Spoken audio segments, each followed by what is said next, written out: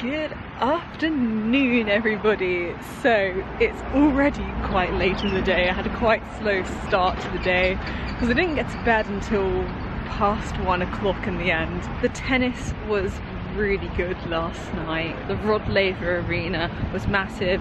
Seats were much comfier than the other arenas. Unfortunately, the Australian player Alex de Minaur lost to Yannick Sinner in straight sets, so it was all over with quite quickly, but it was still a great atmosphere. Seriously, the tennis has been a highlight of my visit to Melbourne, I would say. Went and got some brunch this morning at a cafe called Home on De Grave Street. It's right round the corner from the hostel, and I took my laptop with me because I just wanted to do a little bit of planning for the next few days while I had some breakfast brunch food. Oh, this is nice. Look at this view.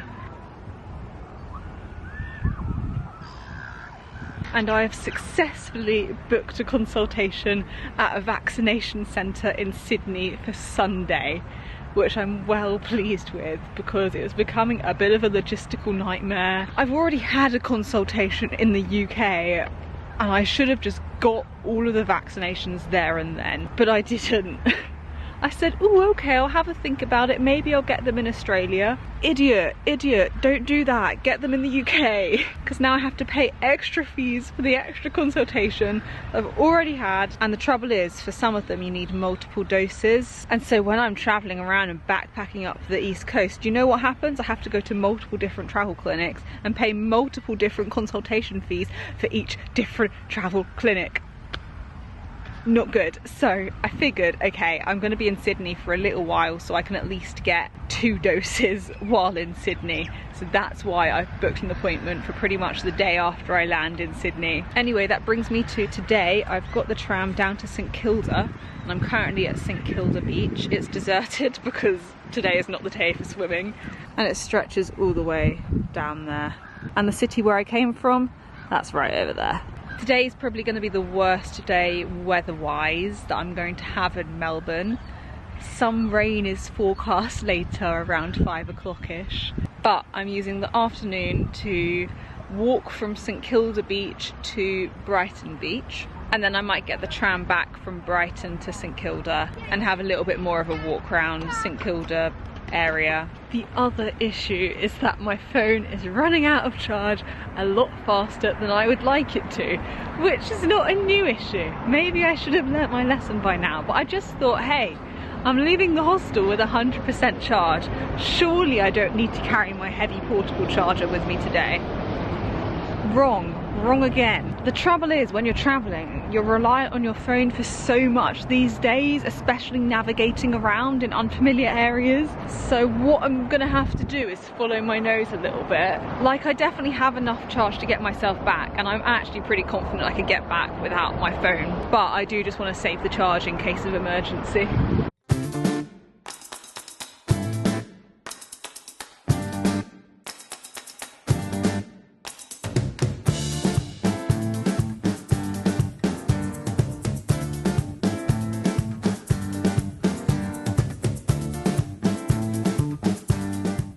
Decided to abort mission, guys.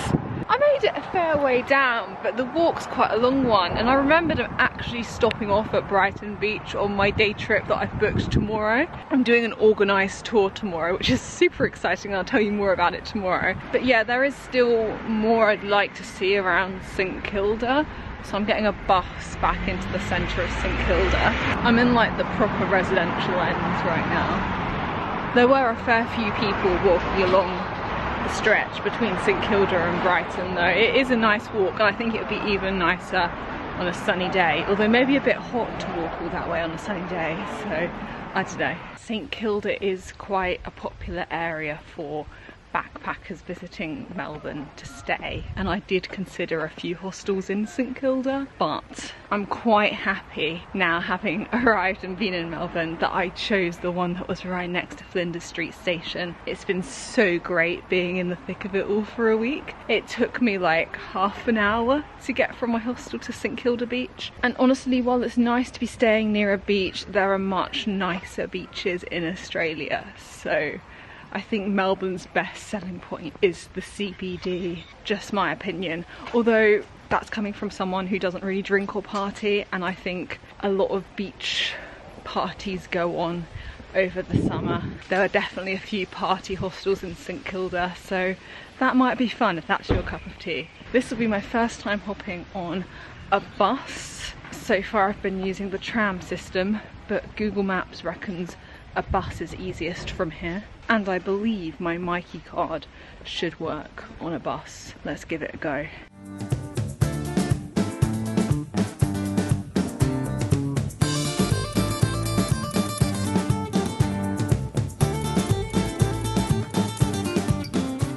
I'm in the St Kilda Arts Precinct. This seems to be where it's all going on. I'm gonna go and find a cafe where I can get a coffee.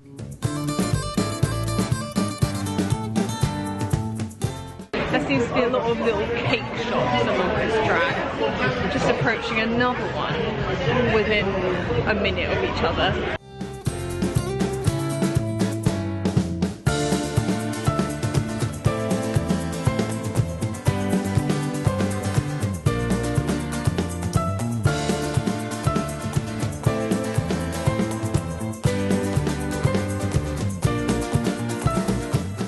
Do you know what? I am glad I've come down here. It's given me a bit more of a taste of what it would be like living as a local around here, you know? Realistically, they don't all live in the centre of Melbourne CBD, and I would guess that the further out you get, the cheaper it gets to live out here. And I reckon St Kilda is probably a lot more buzzing on sunny days when everyone's going to the beach. And it's just not one of those days today, is it? Anyway, I'm heading back to the tram, back to the hostel. I'm gonna sit and do a little bit of editing for a while, I think, and catch up on a few email and admin bits that I need to do before getting ready for going out this evening.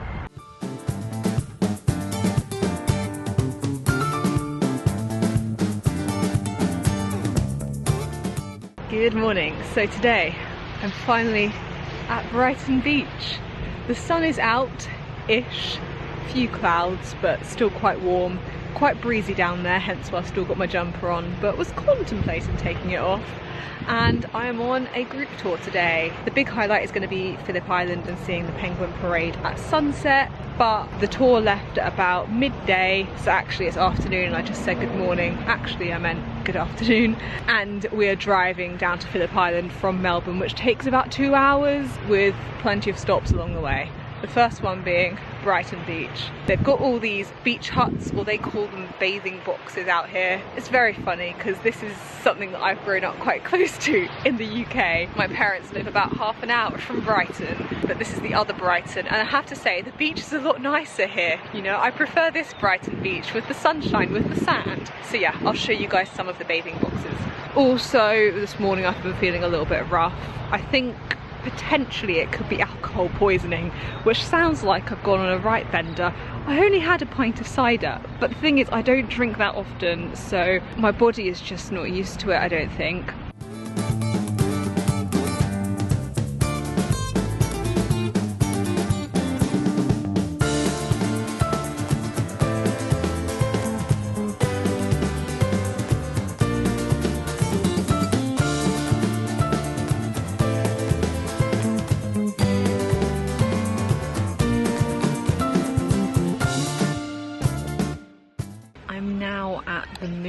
Sanctuary Wildlife Conservation Park. It's about an hour outside of Melbourne. They've got kangaroos, they've got wallabies, they've got koalas, they've got emus. Lots of animals. I've had a little wander round. I grabbed some lunch in the cafe here.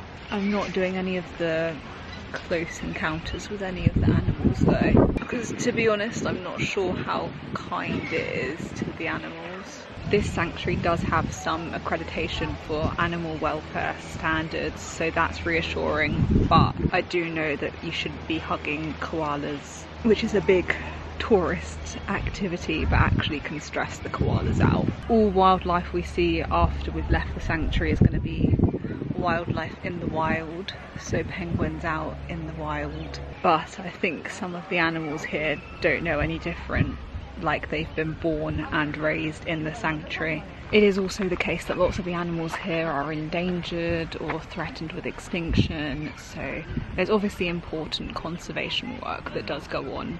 Anyway, here's the park. It's not that big, only one or two of each animal, apart from the kangaroos and wallabies, of which there are plenty. I'm going to get back to my hostel this evening past midnight, because I don't think we're going to leave Phillip Island until 10:15ish, and then it's a 2-hour direct journey back to Melbourne city centre. So it's going to be another late one, but it will be worth it for the penguins. The penguins are going to be so cute. Today I'm travelling down to Phillip Island with Go West Tours. If you search Penguin Parade Organised Tour, they are by far the top rated company, which is why I booked it. I think obviously it's ideal if you can drive down to Phillip Island yourself, but I personally don't feel confident to do that alone, so this is great for someone in my situation who's solo travelling. And the tour cost me about £80 or $160. Bit of traffic, probably aiming for about 5:10 for our next stop.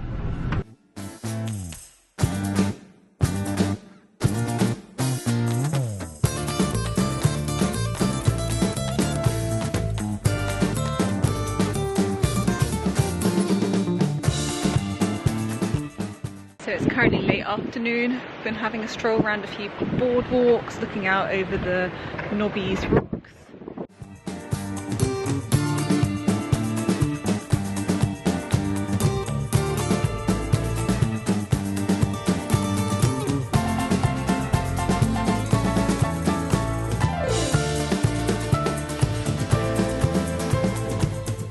Hello everybody, it is my last day in Melbourne. It is Saturday the 25th of January.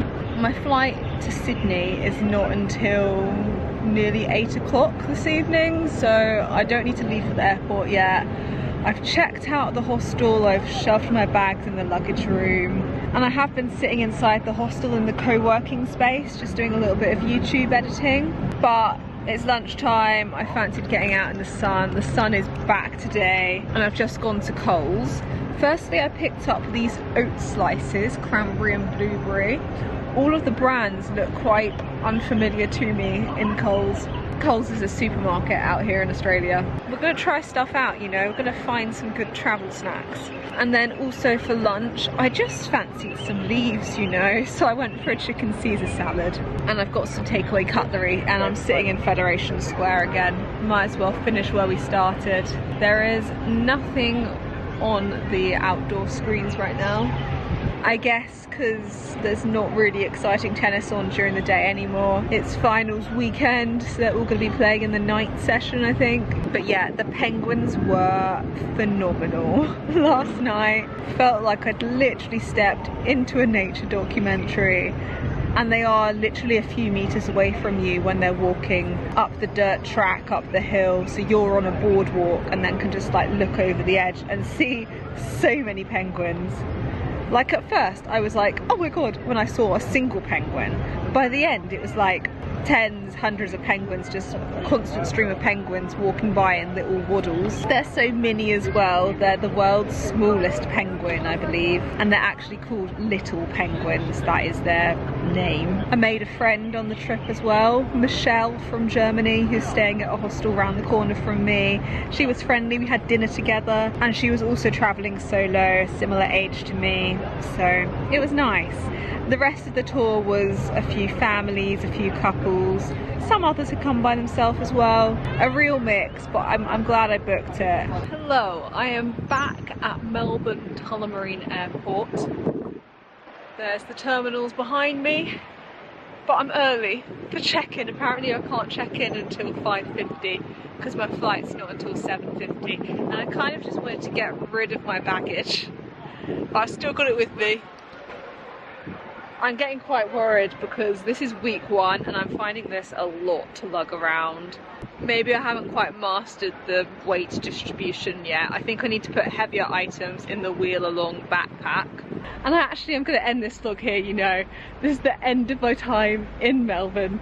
It's been good. I'd say the highlights have been the tennis, the coffee, and the botanical gardens, and also the penguins if we're counting the surrounding areas. It's been good, and I'm glad I decided to come here for a week, because this was a bit of a tag on to my main Australia tour, which starts in this coming week in Sydney. And I appreciate you all watching. Please give the video a like, subscribe, comment, follow me on Instagram and TikTok. I've been posting daily updates on there, and they're probably more real time than my YouTube, because my YouTube videos take time to edit, where I've been doing quite quick daily updates on Instagram and TikTok, so that's been good fun. Next stop is Sydney, so stay tuned for the next stops in my Australia adventures. See you later, bye!